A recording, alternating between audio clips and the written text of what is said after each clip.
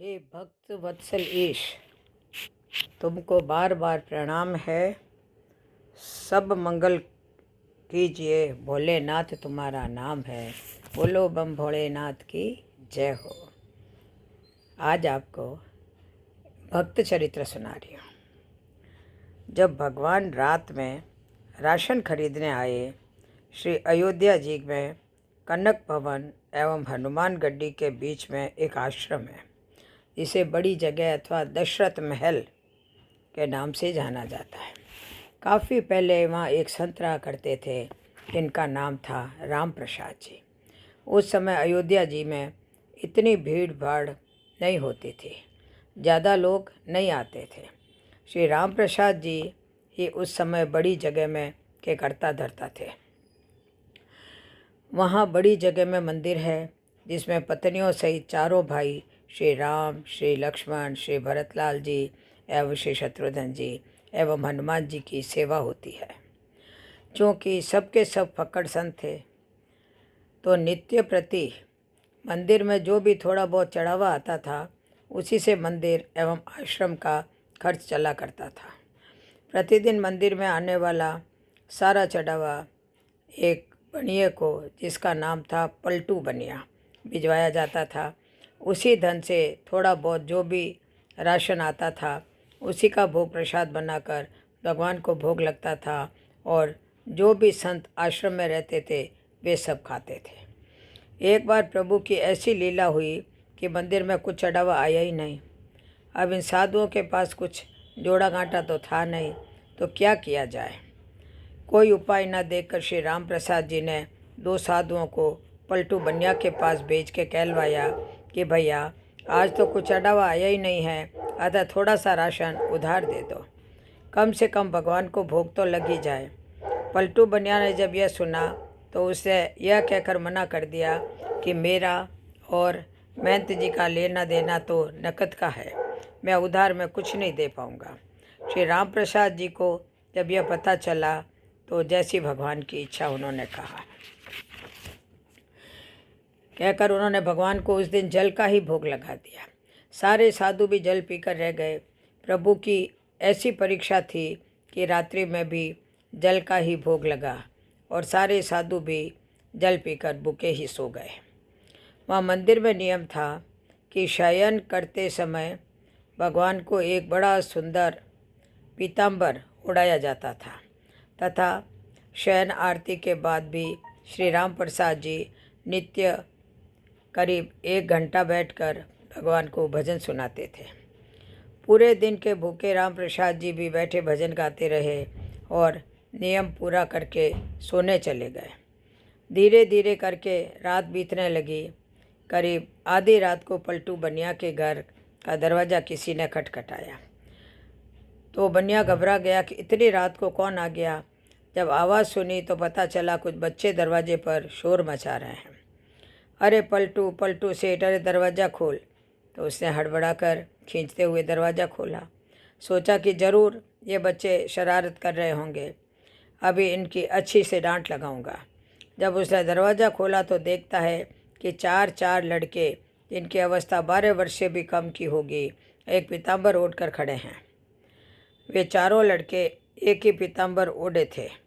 उनकी छवि इतनी मोहक, ऐसी लुभावनी थी कि कितना बिचाते हुए भी पलटू का सारा क्रोध प्रेम में परिवर्तित हो गया, और वह आश्चर्य से पूछने लगा, बच्चों, तुम कौन हो और इतनी रात को क्यों शोर मचा रहे हो।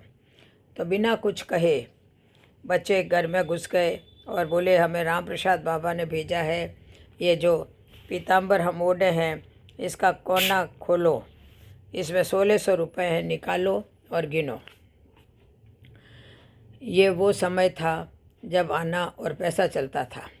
1600 उस समय बहुत बड़ी रकम हुआ करते थे। जल्दी जल्दी पलटू ने उस पीताम्बर का कोना खोला तो उसमें सचमुच चांदी के 1600 सिक्के थे। प्रश्न भरी दृष्टि से पलटू बनिया उन बच्चों को देखने लगा। तब बच्चों ने बताया, इन पैसों का राशन कल सुबह आश्रम भिजवा देना। अब पलटू बनिया को थोड़ी शर्म आई कि हाय, आज मैंने राशन नहीं दिया, लगता है महंत जी नाराज़ हो गए हैं। इसीलिए रात में ही इतने सारे पैसे भिजवा दिए। पश्चाताप, संकोच और प्रेम के साथ उसने हाथ जोड़कर कहा, बच्चों, मेरी पूरी दुकान भी उठाकर मैं महंत जी को दे दूंगा तो भी ये पैसे ज़्यादा ही बैठेंगे। इतने मूल्य का सामान देते देते तो मुझे पता नहीं कितना समय लग जाएगा। बच्चों ने कहा, ठीक है, आप एक साथ मत दीजिए, थोड़ा थोड़ा करके अब से नित्य ही सुबह सुबह आश्रम भिजवा दिया करिएगा। आज के बाद कभी भी राशन के लिए मना मत कीजिएगा। पलटू बनिया तो मारे शर्म के ज़मीन में गड़ा जाए। वो फिर हाथ जोड़कर बोला, जैसी महंत जी किया गया। इतना कह सुन के वे बच्चे चले गए, लेकिन जाते जाते पलटू बनिया का मन भी ले गए। इधर सवेरे सवेरे मंगला आरती के लिए जब पुजारी जी ने मंदिर के पट खोले तो देखा भगवान का पीताम्बर गायब है। उन्होंने ये बात राम प्रसाद जी को बताई और सबको लगा कि कोई रात में पीताम्बर चुरा के ले गया। जब थोड़ा दिन चढ़ा तो गाड़ी में ढेर सारा सामान लदवा के कृतज्ञता के साथ हाथ जोड़े हुए पलटू बनिया आया और सीधा राम प्रसाद जी के चरणों में गिरकर क्षमा मांगने लगा। राम प्रसाद जी को तो कुछ पता ही नहीं था। वे पूछे, क्या हुआ? अरे किस बात की माफ़ी मांग रहा है? पर पलटू बनिया उठे ही ना और कहे, महाराज, रात में पैसे भिजवाने की क्या आवश्यकता थी? मैं कान पकड़ता हूँ, आज के बाद कभी भी राशन के लिए मना नहीं करूँगा। और ये रहा आपका पीताम्बर। वो बच्चे मेरे यहाँ ही छोड़ गए थे, बड़े प्यारे बच्चे थे, इतनी रात को बेचारे पैसे लेकर भी आ गए। आप बुरा न मानो तो मैं एक बार उन बालकों को फिर से देखना चाहता हूँ। जब राम प्रसाद जी ने वो पीताम्बर देखा तो पता चला ये तो हमारे मंदिर का ही है जो गायब हो गया था। अब वे पूछे कि ये तुम्हारे पास कैसे आया? तब उस बनिया ने रात वाली पूरी घटना सुनाई। अब राम प्रसाद जी भी भागे जल्दी से और सीधा मंदिर जाकर भगवान के पैरों में पड़कर रोने लगे कि हे भक्त वत्सल, मेरे कारण आपको आधी रात में इतना कष्ट उठाना पड़ा और कष्ट उठाया सो उठाया। मैंने जीवन भर आपकी सेवा की, मुझे तो दर्शन ना हुआ और इस बनिए को आधी रात में दर्शन देने पहुंच गए। जब पलटू बनिया पूरी बात का पता चली तो उसका हृदय भी धक से होके रह गया कि जिन्हें मैं साधारण बालक समझ बैठा वे तो त्रिभुवन के नाथ थे। अरे मैं तो चरण भी न छू पाया। अब तो वे दोनों ही लोग बैठकर रोए और इसके बाद कभी भी आश्रम में राशन की कमी नहीं हुई। आज तक वहाँ संत सेवा हो रही है। इस घटना के बाद ही पलटू बनिया को वैराग्य हो गया और यह पलटू बनिया ही बाद में पलटू दास जी के नाम से विख्यात हुआ। श्री राम प्रसाद जी की व्याकुलता उस दिन से हर क्षण के साथ बढ़ती ही जाए और रात में शयन के समय जब वे भजन गाने बैठे तो मूर्छित होकर गिर गए। संसार के लिए तो वे मूर्छित थे, किंतु मूर्छावस्था में ही उन्हें पत्नियों सहित चारों भाइयों का दर्शन हुआ और उसी दर्शन में श्री जानकी जी ने उनके आंसू पोंछे तथा अपनी उंगली से इनके माथे पर बिंदी लगाई, जिसे फिर सदैव इन्होंने अपने मस्तक पर धारण करके रखा। उसी के बाद से इनके आश्रम में बिंदी वाले तिलक का प्रवचन हुआ। वास्तव में प्रभु चाहे तो ये अभाव, ये कष्ट भक्तों के जीवन में कभी न आए, परंतु प्रभु जानबूझकर इन्हें भेजते हैं ताकि इन लीलाओं के माध्यम से ही